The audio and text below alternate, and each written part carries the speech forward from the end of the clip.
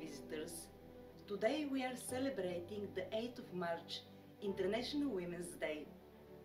This is a global day celebrating the cultural, economical, scientific and political achievements of women.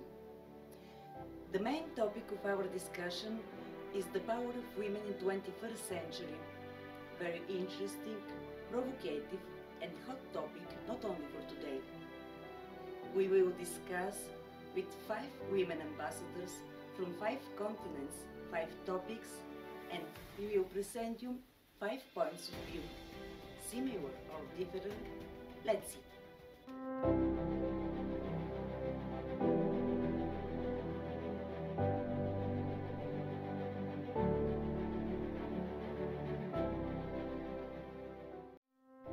Her Excellency Mariam Aftab joined the Foreign Service of Pakistan in 1994.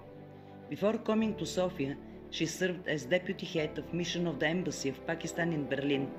Her other postings include Counselor at the Pakistan Permanent Mission to the United Nations in Geneva and at the Embassy of Pakistan in Beijing, and Second Secretary at the Permanent Mission of Pakistan to the United Nations in New York. At the Foreign Ministry in Islamabad, she worked as Director General Africa, Director General Americas, Director USA, Director Kashmir, and Deputy Director United Nations. She holds a master's degree in International Relations from the University of Sussex.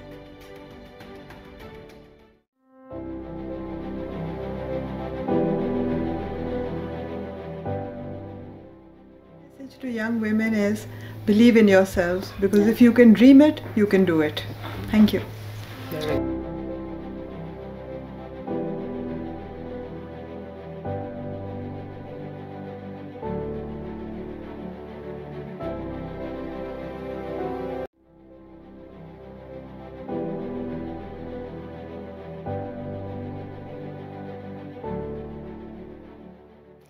Let's start with our first topic, the power of women in diplomacy.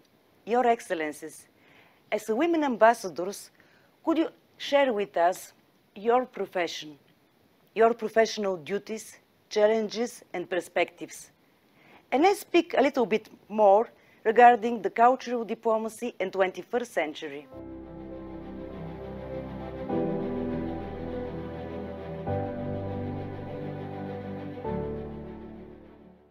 Let's continue with Her Excellency Mariam Aftab. Women diplomats can play a key role in promoting and facilitating a dialogue process between people belonging to different cultures, religions and ethnicities.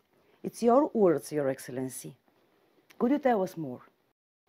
Well, I really believe that women have a particular role. Women diplomats have a particular skill in this regard, and I think that they do that job very well. Certainly, I believe in Pakistan we have had a very long tradition of women diplomats, and they have done wonderful work of representing Pakistan from the very beginning, from the time of independence. And we, as our first, very soon after independence, we had Rana Liaquat Ali Khan, Begum Rana Liaquat Ali Khan, who was a diplomat, and after that, Pakistani women diplomats have served as ambassadors, as high commissioners, and they've also served as, we've also had women who have served as foreign ministers. Our current Minister of State for Foreign Affairs is a woman. So, and I think their contribution to promoting Pakistan abroad, but also to international diplomacy has been substantive, and I'm very proud to be part of that wonderful dynamic group of women.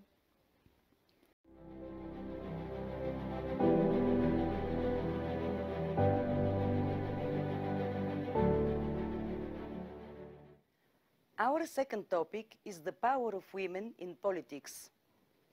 According to Women in Politics 2021 map, created by the Interparliamentary Union and United Nations Women, despite increases in the number of women at the highest level of political power, widespread gender inequalities persist. Could Your Excellency share something positive trends from your perspective?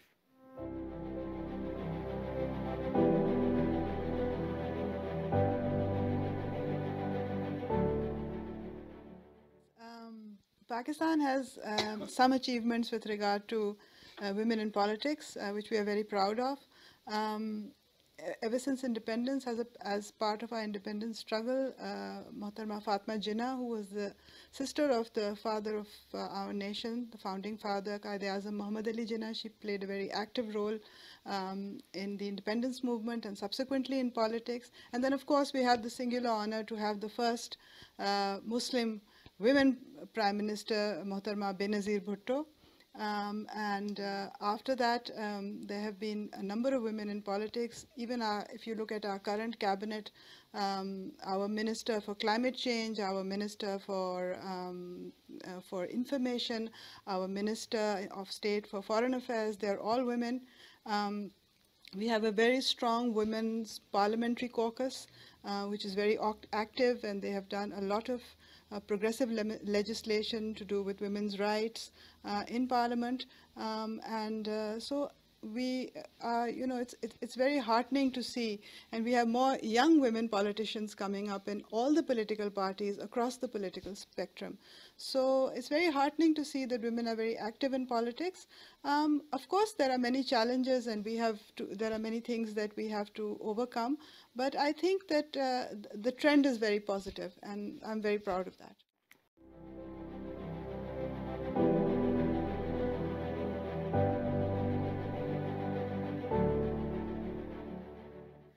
Our next topic is women in business, advantages, challenges and opportunities. Your Excellencies, can you summarize this topic regarding the perspectives of your countries?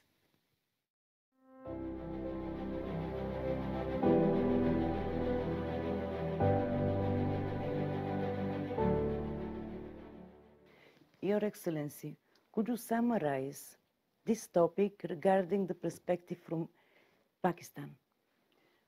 Well, traditionally in Pakistan, women have been in terms of business, in terms of economic activity, been limited more or less to the informal sector. But now, as things are changing, and we see more women emerging as entrepreneurs, as businesswomen, we have also seen that there has been a very active movement in civil society to provide women with the means to do this, and particularly in the area of microfinance. So, women setting up small businesses and being able to participate in economic activity through that. And I think that is a very, very important area. So I see these things are happening. It is a slow process because we are still a traditional society. So it takes a little while for women to come outside of their homes and work in the economic sphere. But these things are happening. Change is taking place. And I think there has been quite a bit of progress in this direction to see more and more women emerging in the business fields, in the chambers of commerce, and with small and medium enterprises, and with home businesses. So all of that is happening, and it's very exciting to watch it happen.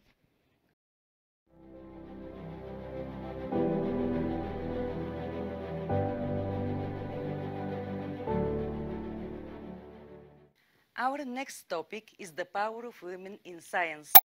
According to UNESCO Institute for Statistic Data, less than 30% of the world's researchers are women. UNESCO chief Audrey Azoulay observed that even today, in the 21st century, women and girls are being sidelined in science related fields due to their gender. How can we indeed reduce the gender gap in science?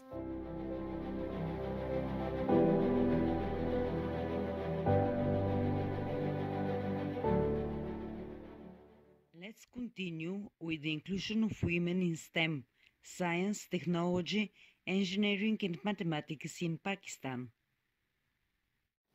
Yes, well, like I think most of the world, the STEM field in Pakistan has been dominated by men. over a period of time. But I think women are slowly beginning to make their way and are beginning to be noticed. We have some recent examples. For example, we have the physicist Nargis Ma Walwala, who is currently the Dean of Science at MIT. She is Pakistani. And then we have other examples, Asifa Akhtar, who is a biologist and is the first woman vice president at the Max Planck Institute in Germany. So there are examples, and I think these are very inspiring examples for young women who want to pursue careers in STEM.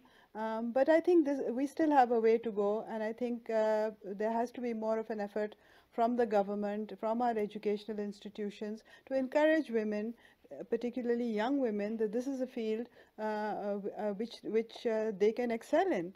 And I think once they have that confidence, we will see more and more young women sort of entering this field, and we will see more, women sort of making a contribution. And I think that would be very, very welcome.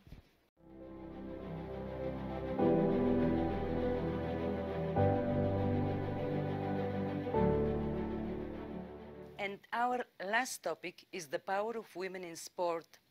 Regarding the International Olympic Committee, fostering gender equality and strengthening women's empowerment in and through sport is also at the core of the mission of IOC. Could you share with us some good examples regarding the involvement of the women in the sports movement?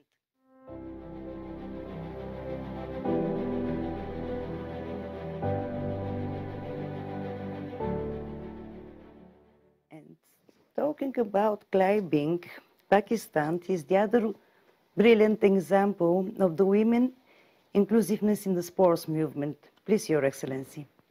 Yes, again, sports have been a field that have been traditionally dominated by men, but more and more Pakistani women are getting into sports, and of course the conventional sports, cricket, hockey, tennis, sort of football, but as you mentioned, more unconventional sports also, like mountaineering. And just recently we have a young woman who is a mountaineer, Samina Beg, and she climbed the K2. So she, I think, is a wonderful example of young women trying new and maybe unconventional sports in Pakistan, and I think that that is indeed very inspirational for other women who want to follow in her footsteps. So I hope to see more of Samina and more people like her, and see Pakistani women shine in all kinds of sports, traditional sports, and maybe also the sort of more non-traditional sports. And I think also that this young lady climbing Everest. Yes, Yes. yes, yes. Yes. Thank you, Your Excellency.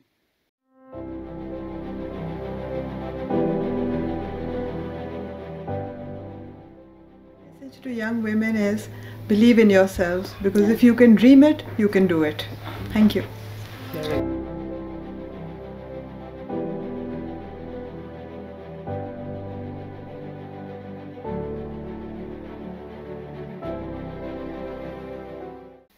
Now the discussion is open on how to make the world a better place. As a women, this is our privilege, possibility and duty. Your Excellencies, on behalf of our visitors, Bulgarian and international, and on behalf of our team of Diplomatic Life magazines, may I extend our gratitude for your support and involvement.